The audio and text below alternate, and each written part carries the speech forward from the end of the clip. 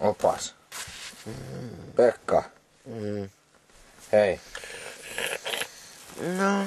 Nyt tarvitsis lähteä. Minne? Kalastamaan. Kello on 4. Ihan varmaan. No. Mä nukkuu taas. Hyvää verran. Kello on 4. Hyvä hyvin syö kello 4 aamulla. Menkää tuulesta. Noin. Pussi auki. Eikö mä nukkuu? Älä viitti. Mä ihan oikein. No. Mä nukkuu. Mä ihan peettalit. Sä oot ihan peettaali. Peedaali. Aikotalo. Mitä sä puhalat aamulla sitten? 0,01. Kuka voitti muuten tuon rappakalja? Siinä anneeksi olkaa. Jaa. No kuinka sillä kävi? Mä hyyryin. Hei pedali. Pistä päätyynyt nyt säkin jotain aamulla pirteempi. Mä ainakin ihan pedali.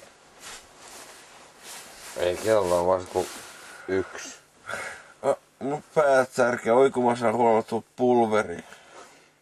Me käytiin jo pelastamassa yksi mies tuossa. Joku tuohon tuli paikalle ja ihmetteli missä on mökki numero 4. No niin, se kävi. No mä nukahdin siis. Mä tiedän mitä se kävi.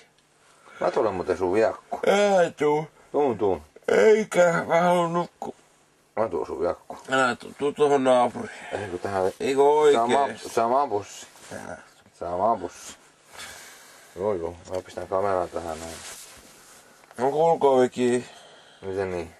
Ette tuu hytty siis. Onko ne sun suurin pelko? Ei, ette tuu hytty.